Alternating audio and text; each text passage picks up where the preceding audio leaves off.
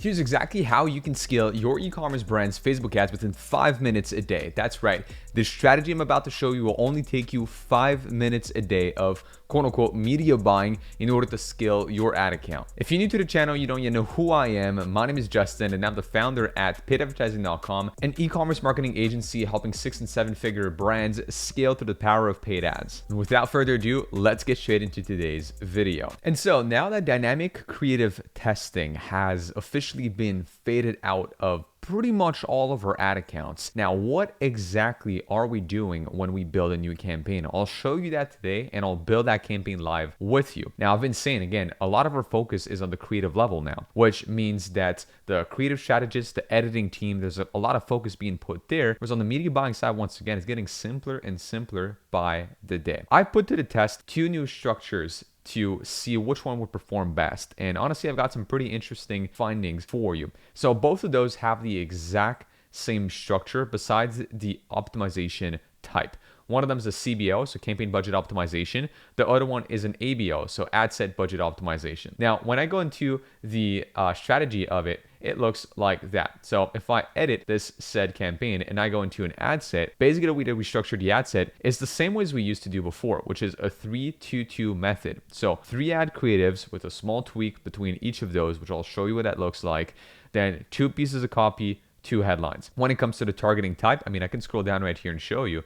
For this account, it's literally Canada and the US as a whole. If I click show more options, minimum age is literally 18 and there is nothing else. It's very super simple. So we're using very limited audience controls here. Again, it's pretty much age and location. And in a lot of cases, I don't even precise the gender. Okay. So what we do now is instead of having one ad, right, within this ad set that we would have turn on with the toggle dynamic creative testing at the ad set level, all we simply do now is we put our 3 ad creative variations as standalone ads within this ad set. And then we put 2 pieces of copy and 2 headlines per each of those. So if I look into like ad 1 as an example, and you can see that from the right of my screen, like ad 1 looks like this. And then, ad 3 as an example, looks like that. And then ad 2 looks like such. Now, again, I haven't zoomed in fully into the ad out of privacy for that specific client, but the main variable is the small underline text, the small like sub headline if you want, right below the bold headline. In other cases, what you might want to check out is testing a different hook, so a different concept headline, so this big bold headline to be different. And in other cases, you'd want to keep the same hook, so the same concept headline,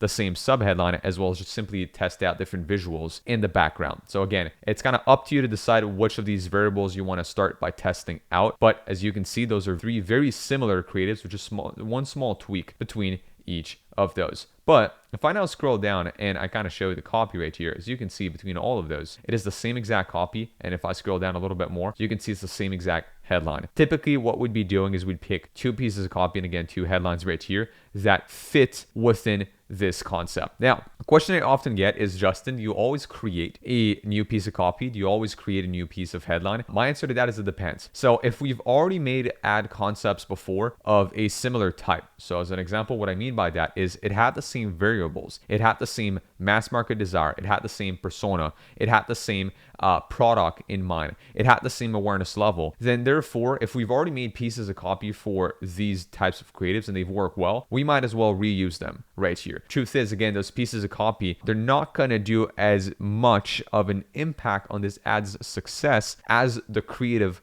will. It's really an 80-20. Like it's an 80% creative, 20% copy. And especially if we've, again, had a fundamentally aligned piece of copy we've made before that, again, it fits exactly the same creative variables that we're using here, we're going to be reusing that. If we don't, we're going to be producing one new piece of copy and we're just going to be reusing one past winning piece of copy in the account and then one new headline and then one past headline. And so if I open up this campaign at the ad set level, then what you can see here is basically all the quote unquote dynamic creative tests that we've launched for this campaign. And this one is the CBO campaign more specifically. You can see it's allocated most of the budget by default to one ad, which is normal in a dynamic creative testing campaign. And then if I open up this ad set, you can kind of see between the 3 creative variations, what do you know? One of them is getting most of the spend, which again, that is normal and to be expected from a structure like this. These ads are typically not really going to compete against each other. One is usually really going to take up the spend. And you can see that right here. It's like a clear winner in a lot of cases. Like we have a much higher click-through rate than any other ad. But funnily enough, look at the CPM. It's a much higher CPM CPM too. What that could mean in itself is that this is an ad either acting more as a middle or bottom of funnel kind of liaison. So it is kind of quote unquote retargeting some people by default, even though you've seen it at our ad set level. We're as opened up as we can be. This might be, again, an ad that acts more as that middle or bottom of funnel, which is why the CPM is higher, which usually is a good indicator of, again, CPM being higher. Now, I often get questions too about something like this here. They're like, well, Justin, my ROAS is good, but my CPM is very high. Should I like try something new? Should I try another concept? My answer to that is, again, it doesn't really matter. Like at the end of the day, as long as you're profitable with an ad, like you should not really care as much about what its CPM is. And then if you look at this here and you're like, well, Justin, why is Facebook spending all on the third variation of this ad and not on the second one? The second one has a higher ROAS. Yeah, but it's spent a lot less too. Now, if Facebook decided not to spend as much on this second variation, it's probably because it didn't think it could scale in itself. And funnily enough, we've actually tried it on that account to see, well, what would it look like to manually allocate spend to these given ad creatives? So on an ABO versus a CBO. And what do you know? Funnily enough, our CPM is actually lower, almost half as low on an ABO, which again, the same exact creatives. But click-through rate for some reason was much lower. And honestly, we just weren't able to scale it as much as we were able to do it with the CBO campaign. And therefore, it kind of goes without saying that the simpler your campaign structure, the better the ad results. That's usually what we've seen. It's much easier for you and your media buying team to follow what's going on with the account. It's much easier for you to know what to scale, what to kind of keep as is. And last but not least, it also just puts the pressure in one variable, which is the ad creative. And so how would it look like to build a campaign like this to test your ad concepts? Let's build one together. So number one, you'd want to click create right here. You'd want to pick sales. I never really worry about awareness, traffic, engagement, so on and so forth. What we want to focus on is a conversion, which in other words is money. In this example, I would go to manual sales campaign. I would click continue. Then what I want to do is I would want to turn on right here advantage campaign budget. So I call it a CBO, but other people might call it an ACB. So it's the same thing in itself. It's the campaign optimizing that budget. Now, what daily budget would I start at and how many creatives would I typically do to start? I would usually do 2 to 3 ad creatives to begin, and my daily campaign budget would have to equate 2 to 3 times my target cost per action. So as an example, if my goal is to get a sale for about $30, then I want to launch 2 to 3 concepts. So let's just say 3 for the sake of this example. Well, I want to launch 3 concepts with a roughly $30 cost per target action. So therefore, I'm going to do 3 times 30. So I'm going to do $90 campaign budget. And I'm going to put $90 right here. Even though I do not expect this budget to be split evenly across all ads, I at least in my mind am assuming that if Facebook had to split this budget evenly across all of my ads, can I assure that I will be getting at least a sale a day per ad based on my KPI? So that's kind of what I want to do with that here, which you and I both know watching this video, and from the example I've showed you earlier, usually there's an imbalance. Now, sometimes the budget is split quite evenly, especially in the first few days of you launching new creatives on a new campaign, but most of the time, 1 or 2 of these ads are really going to take up most of the ad spend, which again, doesn't really matter in this case. And actually it's a good thing that this happens because it kind of easily tells you, hey, this third creative or so that you've launched, it's not really good, or Meta doesn't really like it as much. So I would do, again, daily budget about $90 for this example. Then at the ad set level, I would typically name this like the ad in itself. So I go like ad 1 as an example right here. And then I would pick my destination, my pixel right here, maximize number of conversion event would usually always be purchase in itself right here. Now you can see this account technically still has dynamic creative, but again, most accounts it is being phased out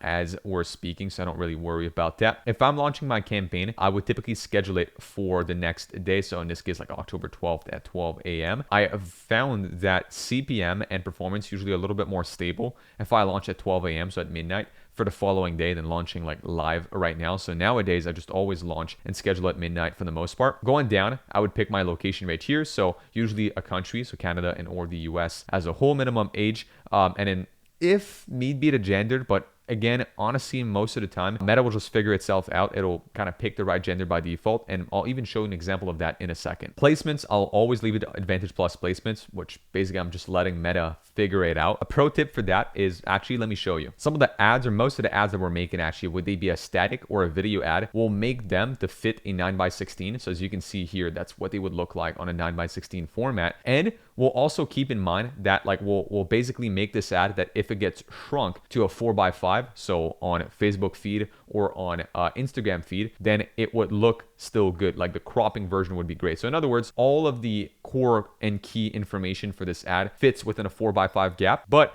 we also just don't let Facebook kind of add some blur top and bottom. We now put something in that top and bottom so it looks good or branded nonetheless. And that is an example of that on screen. And here's another example of that too. It can be as simple as just extending the static color, the solid color in the background, which again, still looks good if seen under a story format, but appears very well to you if cropped on a feed format, as you can see right here. And funnily enough, for that client, we just knew already from looking into their purchase data that women purchased more often than men did. And this is pretty much what's happening by default with the ad spend allocation by Meta. As you can see, it's primarily spending towards female, spending very low amounts towards male, and this is a healthy split. We haven't enforced gender and it's happening good. And I would recommend for anybody watching that, regardless of the brand or industry that you're in, even though you might tell me, Justin, like it's impossible for a man to buy my product. Like it's a woman's only, like I'm selling, as an example, mascara or whatever. Then it's like, well, still try it out. Like again, it doesn't hurt to try it out. Usually in most cases nowadays, I find that like leaving gender open still produces some very interesting results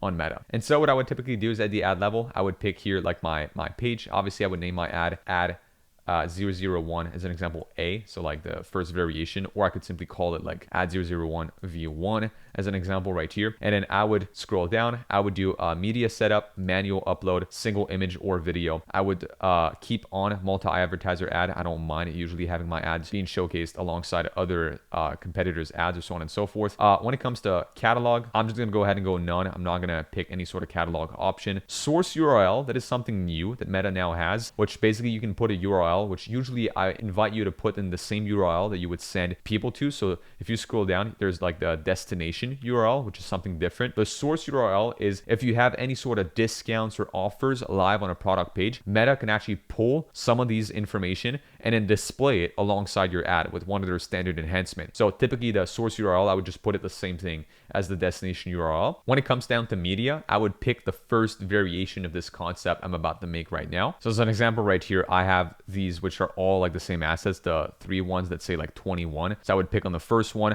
I would go next. Then right here, I would leave it to cropped, so 1x1 for a feed, to original for 9x16. And usually I would like, but this one is the only one that I would probably do like a manual cropping actually. So there you go, something like this right here, which encompasses like all the information I have for this placement. I would go next. Optimize, I would typically turn them on and turn them right back off, because usually like even if they're off, some of them are typically on by default, which you don't want that. So I would go done. Primary text, again, I would go copy number 1. Then I would go, copy right here, number 2. Same thing like headline number 1, I would go headline number 2. Description, I personally always leave it blank. I never really use description. I don't think it has any sort of big impact in the type of ad that I'm running in itself. So again, this is just something that I personally don't really use at all.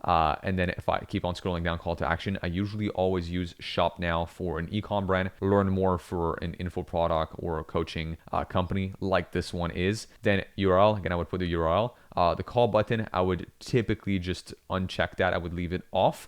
Event details, I mean, unless you have like you're hyping up like a Black Friday, Cyber Monday promotion or whatever, I would just leave this off. Languages, I also leave this off. Website events, I would pick my pixel right here. And then last but not least, if you are using something like Triple Wile or High Roast or so on and so forth, you could put your URL parameters. And then very simple, all you would do is then you would, now that you've put in your copy, your destination link, the source link, the headline, all you would have to do is go quickly duplicate. And then you would go here, you would rename this duplicate to like, let's say add 1 v2. And then I would simply scroll down, go to this, I would remove my creative, I would go add media, add an image again. I would add like the image number 2 as an example. I would repeat this. So I would go like 1x1 for the cropping here, which I can change, how it looks like as an example. Original, then here again, I could pick in the same asset, go in here, go in 1x1 for this one, manually checking the cropping. Here, I just go crop, I select my cropping manually, go apply, next. Turn on optimization, turn them off. So that way they're all completely off, go done.